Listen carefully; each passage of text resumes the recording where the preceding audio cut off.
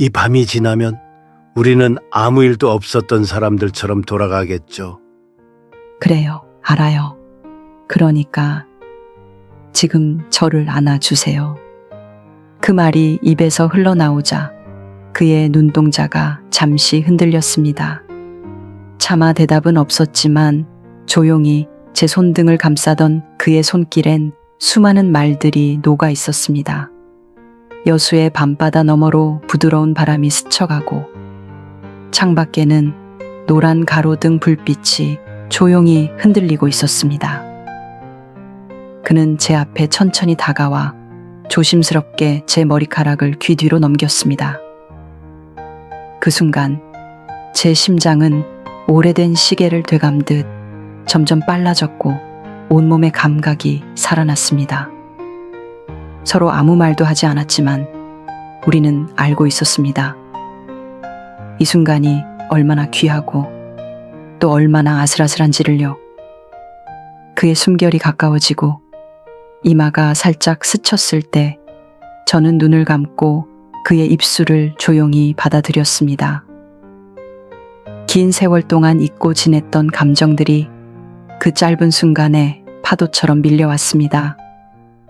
제 손도 자연스럽게 그의 셔츠를 풀었고 피부가 맞닿는 순간마다 숨이 짧아졌습니다. 이건 사랑이 아니어도 그리움이 만든 따뜻한 접촉이었습니다. 하지만 저도 알고 있었습니다. 이 밤이 지나면 우리는 다시 각자의 자리로 돌아가야 한다는 걸. 다정한 말도 따뜻한 손길도 모두 꿈처럼 스쳐 지나갈 거라는 걸요. 그래서일까요? 그 순간은 더 뜨겁고 더 간절했습니다. 혹시 이 이야기가 정말 실화라고 하면 믿으시겠어요? 믿기 어렵겠지만 이건 바로 제가 겪은 이야기입니다. 저는 한순자 65세. 서울 근교에서 조용히 살아가고 있는 평범한 여성입니다. 30년 넘게 동네에서 유치원을 운영했고 7년 전 남편을 먼저 떠나보냈습니다. 그 후로는 쭉 혼자였습니다. 요즘은 딸과 외손녀가 가까이에 살지만 하루 대부분을 저 혼자 보내고 있어요. 아침 8시에 일어나 혼자 밥을 차리고 신문을 펴놓고 조용히 앉아있는 시간이 익숙해졌습니다. 하지만 어느 날 문득 이게 전부일까 싶은 순간이 찾아왔습니다. 그 여행은 제 삶의 평범한 일상을 천천히 그러나 분명히 바꿔놓았습니다. 그리고 그 이야기를 지금부터 여러분께 들려드리려 합니다. 사실 이번 여행은 처음부터 혼자 떠날 계획은 아니었습니다. 원래는 딸과 외손주와 함께 통영으로 가족 여행을 가기로 했었죠. 오랜만에 세 식구가 함께하는 바닷가 여행이라 설렘이 컸습니다. 그런데 출발 며칠 전 외손주가 갑자기 고열로 병원에 입원하게 되었어요. 순식간에 모든 계획은 취소됐고 저는 짐을 다시 풀어야 했습니다. 딸은 미안하다며 다음에 꼭 다시 가자고 했지만 이상하게 마음 한구석이 자꾸 허전하더군요. 그날 밤 혼자 거실에 앉아 있다가 문득 이런 생각이 들었습니다. 언제나 다음이 있다고 믿었지만 그 다음이 과연 언제일까? 남편을 떠나보낸 지 7년. 저는 그동안 단 한 번도 나를 위한 여행을 해본 적이 없었습니다. 가족을 위해, 아이들을 위해 늘 누군가의 엄마로만 살아왔던 시간들이 머릿속을 스쳐갔습니다. 그래서 결심했죠. 이번만큼은 기다리지 않기로요. 누군가와 함께하지 않아도 괜찮다고, 지금 이 순간이 나를 위한 시간일 수 있다고 믿어보기로 했습니다. 다음 날 저는 작은 여행 가방 하나를 챙겨 들고 서울역으로 향했습니다. 목적지는 여수. 젊은 시절 한 번쯤 가보고 싶다고 마음속에 담아두기만 했던 그곳. 푸른 바다와 밤바다가 아름답기로 유명한 도시. 누구의 엄마도 누구의 아내도 아닌 한 사람의 여자로서 저는 그렇게 제 인생 처음에 혼자 여행을 시작했습니다. 그땐 몰랐습니다.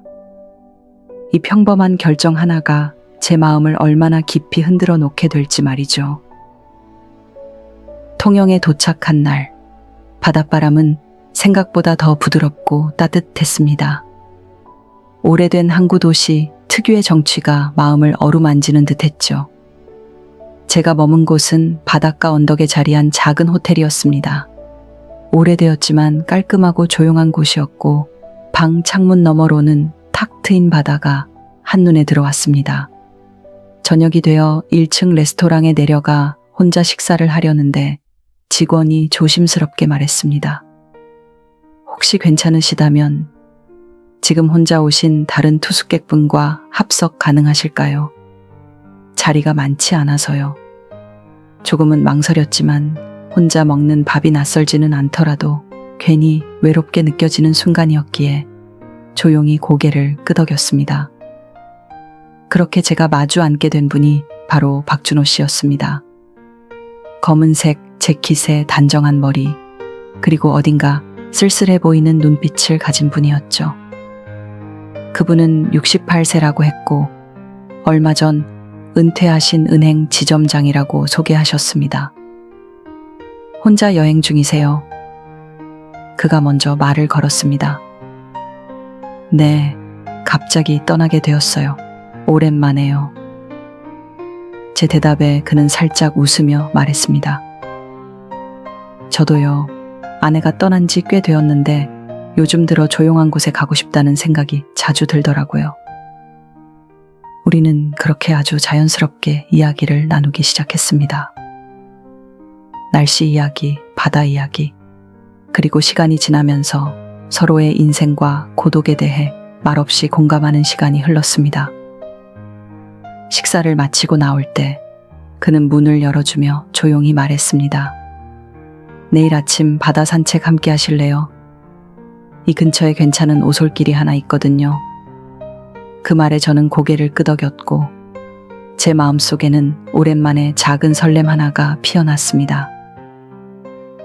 다음 날 아침 우리는 약속대로 호텔 앞 작은 해안 산책로에서 만났습니다.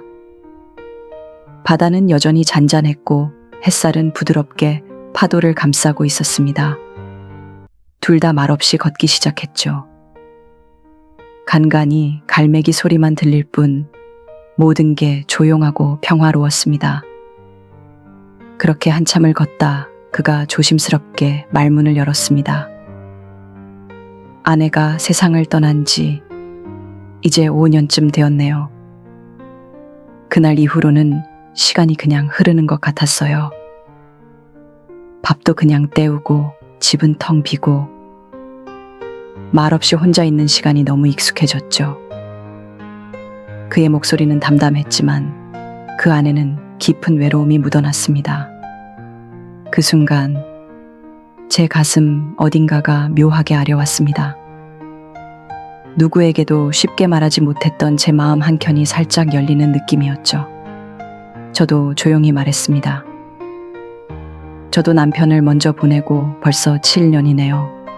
혼자 사는 건 익숙해졌지만 가끔은 누군가의 숨소리, 발자국 소리조차 그리울 때가 있어요. 우리는 그렇게 서로의 이야기를 나눴습니다. 서로 다른 삶을 살아왔지만 그 속에서 겪어낸 상실감과 그리움은 놀라울 정도로 닮아 있었습니다. 말을 많이 하지 않아도 그가 제 옆에서 조용히 걸어주는 것만으로도 위로가 되었습니다. 같이 걷고 같이 바다를 바라보는 그 짧은 시간 속에서 저는 처음으로 나 혼자가 아니구나 라는 생각을 했습니다. 그가 말했습니다. 사람이 나이를 먹는다는 건 아픔과 그리움을 안고 살아가는 걸 배운다는 것 같아요. 그런데 가끔은 그런 아픔을 나눌 수 있는 누군가가 있다는 게 참 큰 위안이 되네요. 저는 아무 말 없이 고개를 끄덕였습니다. 그날 아침 바다보다 더 깊은 대화를 나눈 우리는 어쩌면 서로를 오래전부터 알고 있던 사람처럼 느껴졌습니다. 그 다음 날 아침 저는 호텔 로비에서 커피를 마시고 있었습니다. 큰 창으로 들어오는 햇살 사이로 바다가 반짝였고 그 속에 조용히 앉아있는 제 모습이 어딘가 낯설게 느껴졌습니다. 그때 박준호 씨가 다가와 조심스럽게 말을 건넸습니다. 혹시 오늘 시간 괜찮으시면 같이 이순신대교도 걷고 한산도도 한번 가보시겠어요? 통영에 오면 꼭 봐야 할 곳들이거든요. 전 뜻밖의 제안에 잠시 머뭇거렸지만 그의 말투가 참 부드럽고 배려심 있게 느껴졌습니다. 그래서 저는 조용히 웃으며 대답했습니다. 좋아요. 오랜만에 누군가와 여행을 함께 하는 것도 나쁘지 않겠네요. 그날 우리는 이순신대교를 함께 걸으며 바다 위로 펼쳐진 풍경을 바라보았습니다. 멀리서 불어오는 바람, 옆에서 들리는 그의 발걸음 소리, 그 모든 것이 하나의 풍경처럼 느껴졌습니다. 배를 타고 한산도로 들어가 역사관을 둘러보고 조용한 숲길을 걸으며 오래된 이야기를 나누었습니다. 그는 예전에 딸과 함께 여행 왔던 기억을 꺼내 놓았고 저도 제 아이들과의 추억을 떠올리며 잠시 웃음을 지었습니다. 점심은 그가 미리 알아본 화로회 맛집에서 먹었습니다. 바닷가 옆 야외 테이블에서 싱싱한 회를 먹으며 우리는 서로의 취향과 식성, 작은 습관들에 대해 이야기했습니다. 그런 사소한 대화 속에서 이상하게도 마음이 편해졌습니다. 오후에는 미륵산 케이블카를 타고 정상에 올랐습니다. 산 위에서 내려다본 통영은 노을에 물들어 가고 있었고 그 순간 저는 말없이 감탄했습니다. 이렇게 멋진 걸 혼자 봤다면 많이 아쉬웠을 것 같아요. 제가 말하자 그는 천천히 고개를 끄덕였습니다. 그래서 함께 보면 더 소중한 거겠죠. 우리는 말없이 나란히 앉아 바다가 천천히 어두워지고 불빛이 하나둘 켜지는 그 도시의 풍경을 바라보았습니다. 그 순간 말은 없었지만 마음은 아주 가까이에서 마주하고 있었습니다. 그날 밤 우리는 바닷가에 있는 조그마한 카페에서 다시 만났습니다. 통영의 밤은 고요했고 창밖에는 노란 가로등이 물결 위에 일렁이고 있었습니다. 카페 안은 오래된 클래식 음악이 은은하게 흐르고 있었고 작은 테이블 사이로 바닷바람이 천천히 스며들었습니다. 그는 조용히 제 맞은편에 앉아 있다가 무심한 듯 커피잔을 돌리며 말했습니다. 이상하죠. 나이가 들면 이런 감정은 더 이상 생기지 않을 거라 생각했는데 오늘 하루 종일 마음이 자꾸 요동치네요. 저는 그 말에 웃으면서 대답했습니다. 저도 그래요. 예전엔 이런 떨림은 아주 먼 기억 속에 묻힌 줄 알았는데 오늘은 이상하게도 그 기억이 다시 살아난 것 같아요. 그 순간 그는 제 손을 조심스럽게 감싸 쥐었습니다. 그 손끝의 온기가 아주 오래전 처음 사랑을 느꼈던 그 시절처럼 제 마음 깊은 곳까지 번져왔습니다. 그리고 그는 천천히 다가와 제 이마에 입을 맞췄습니다. 깜짝 놀랐지만 거부할 수 없었습니다. 그 입맞춤은 아주 짧았고 아주 조용했지만 그 안에는 말로 설명할 수 없는 따뜻함과 잊고 지냈던 설렘이 고스란히 담겨 있었습니다. 숨이 조금씩 가빠지고 가슴이 두근거리기 시작했습니다. 저는 천천히 눈을 감고 그 순간을 그대로 받아들였습니다. 그 입맞춤 뒤에 우리는 아무 말도 하지 않았습니다. 하지만 서로가 느낀 감정은 분명했습니다. 그 순간 저는 다시 한번 누군가의 아내도 엄마도 아닌 한 사람의 여자로서 존재하고 있었습니다. 그 순간 저는 다시 누군가의 여자가 되어도 괜찮을 것 같다는 생각이 스쳤습니다. 이 밤이 지나면 우리는 아무 일도 없었던 사람들처럼 돌아가겠죠. 그래요, 알아요. 그러니까 지금 저를 안아주세요. 그 말이 끝나자 그때처럼 공기가 잠시 멈춘 듯 했습니다. 이번에도 그는 아무 말 없이 저를 바라보았고 마치 그때처럼 조용히 그리고 따뜻하게 제 머리카락을 귀 뒤로 넘겼습니다. 그 작은 동작 하나에 제 심장은 다시 한번 오래된 시계를 되감듯 조용히 그러나 분명히 뛰기 시작했습니다.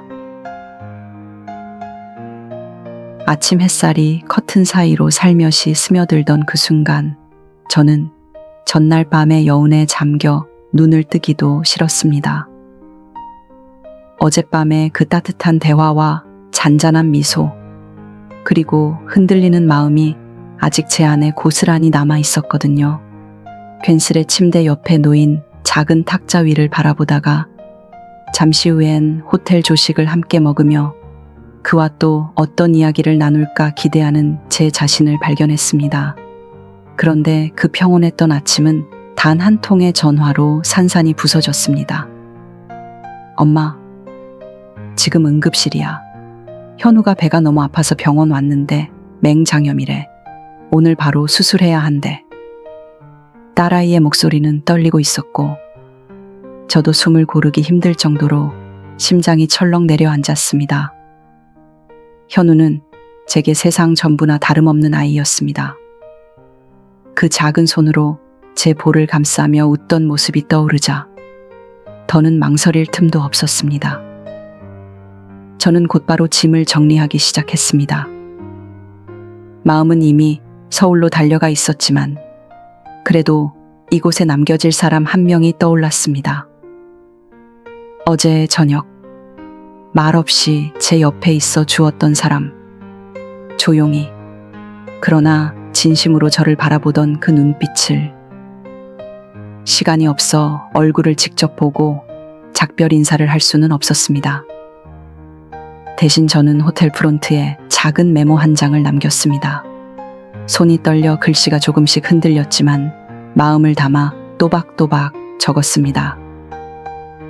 박준호님께 갑작스러운 일이 생겨 급히 서울로 돌아가야 하게 되었습니다. 어젯밤 함께 나눈 시간들 제게 참 따뜻하고 소중했습니다. 언젠가 다시 마주할 수 있는 날이 오기를 바랍니다. 한순자 드림 그 짧은 인사조차도 왠지 마음이 시려 왔습니다. 로비를 빠져나오며 몇 번이나 뒤를 돌아보았지만 그는 나타나지 않았습니다. 어쩌면 저보다 더 깊이 잠들어 있었을지도 모르겠고 혹은 어제처럼 여전히 조용히 창가에서 커피를 마시고 있었을지도요. 서울행 KTX 안에서 창밖을 바라보며 저는 마음속에서 계속 그의 이름을 조용히 불러보았습니다. 박준호, 우리가 다시 만날 수 있을까요? 아니면 그날 밤 그 식사와 그 메모 한 장이 우리의 전부일까요? 하지만 이상하게도 슬프지는 않았습니다. 짧았지만 따뜻했고 조용했지만 진심이 담긴 시간이었기에 그리고 그 순간만은 정말로 제가 다시 누군가의 여자로 살아 숨쉬고 있다는 걸 느꼈으니까요. 현우는 다행히 수술이 잘 끝났습니다. 마취에서 깨어나 제 손을 꼭 쥐던 그 작은 손의 온기가 여전히 제 가슴 속에 따뜻하게 남아 있습니다.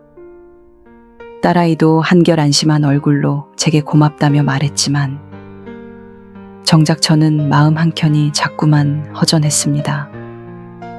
병원 침대 곁에 앉아 밤을 지새우는 동안에도 문득문득 그 사람의 얼굴이 떠올랐습니다. 혹시 호텔 프런트에서 메모를 받아보지 못한 건 아닐까?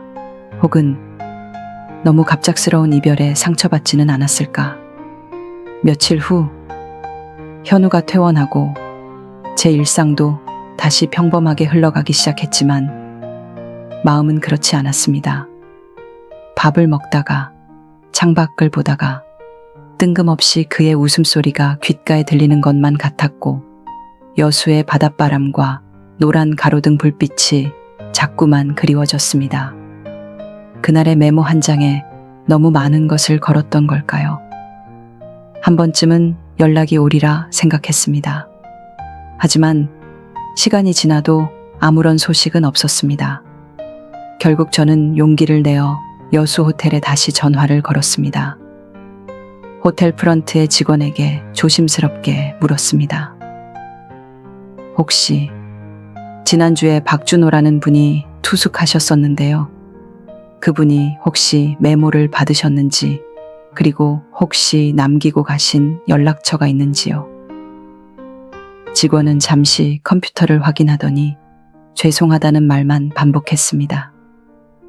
그는 체크아웃 당시 어떤 연락처도 남기지 않았고 제 메모는 방에 전달해드린 걸로 기록되어 있지만 그 이후의 정보는 알 수 없다는 말뿐이었습니다. 전화를 끊고 한참을 멍하니 앉아 있었습니다. 어쩌면 그에게는 그저 스쳐간 짧은 만남이었을지도 모릅니다. 그 하룻밤, 그 대화, 그 키스, 모두 저만 기억하고 있는 추억이면 어쩌나 하는 생각이 들었습니다. 하지만 마음이 그렇게 쉽게 정리되지는 않았습니다. 저는 여전히 매일 오후 거실 창가에 앉아 햇살이 천천히 기울어가는 걸 바라보며 생각에 잠기곤 했습니다. 그와 함께 마셨던 커피 향, 그날 밤 손끝이 닿았던 따뜻함, 아무 말 없이 나누던 시선들, 그 모든 순간이 마치 어제 일처럼 선명했습니다. 마음 한쪽은 기다리고 있었습니다. 우연이라도, 정말 우연이라도 그와 다시 마주치게 되기를, 그가 혹시라도 서울에 오게 된다면, 혹은 제가 다시 여수를 찾게 된다면 그런 날이 올지도 모른다는 아주 작은 희망을 저는 놓지 못했습니다. 그리움이란 게 꼭 대단한 사랑 뒤에 오는 게 아니라는 걸 이 나이에 처음으로 깨달았던 시간이었습니다. 그리고 그리움은 때때로 살아있다는 걸 가장 선명하게 느끼게 해주는 감정이기도 했습니다. 그날도 다른 날과 다르지 않았습니다. 딸아이 가게를 도우러 천호역 근처의 작은 제과점에 나와 있었고 저는 평소처럼 반죽을 치대며 소금 한 꼬집 넣는 걸 깜빡한 걸 눈치채고는 작게 한숨을 쉬고 있었지요. 문득 가게 문이 열리는 소리가 났습니다. 딸아이가 어서 오세요 하고 밝게 인사하는 순간 저는 자연스럽게 고개를 들었고 그 순간 시간이 멈춘 듯 했습니다. 문 앞에 서 있는 사람, 약간은 수줍은 듯, 그러나 눈빛만은 단단했던 그 사람. 박준호 씨? 제 입에서 무의식처럼 그의 이름이 흘러나왔습니다. 그는 잠시 말없이 저를 바라보다가 천천히 다가와 말했습니다. 드디어 찾았네요. 정말 오래 걸렸습니다. 제 심장은 갑자기 빠르게 뛰기 시작했고 손에 묻은 밀가루도 잊은 채 그 자리에 얼어붙은 듯 서 있었습니다. 그는 그동안의 이야기를 짧게 들려주었습니다. 호텔방에서 당신이 남긴 메모를 받았지만 그날 늦은 외출에서 돌아오니 이미 체크아웃 하신 후였다고. 서울이라는 단서 하나만 가지고 오직 기억을 따라 저를 찾아다녔다고 했습니다. 처음에는 호텔에 연락해봤지만 개인정보를 알려줄 수 없다는 말뿐이었고 그 뒤로는 제가 말했던 목동이라는 동네를 이곳저곳 다녀보기도 했답니다. 그러던 중 우연히 천호역 근처에서 유치원 친구 어머니의 소개로 이 제과점을 알게 되었다고 했습니다. 이 모든 말이 믿기지 않을 만큼 기적처럼 들렸습니다. 이렇게 광활한 서울에서 이렇게 조용하고 평범한 오후에 그가 나를 다시 찾아올 거라는 생각은 단 한 번도 하지 못했으니까요. 그날 우리는 가게 문 옆에 있는 작은 벤치에 나란히 앉았습니다. 그는 제 손등을 조심스럽게 감싸며 말했습니다. 그날 이후 당신 얼굴이 계속 떠올랐어요. 우리가 다시 만날 수 있다면 꼭 말하고 싶었어요. 그날 밤 제게도 아주 특별한 순간이었다고. 저는 말없이 고개를 끄덕이며 눈가를 훔쳤습니다.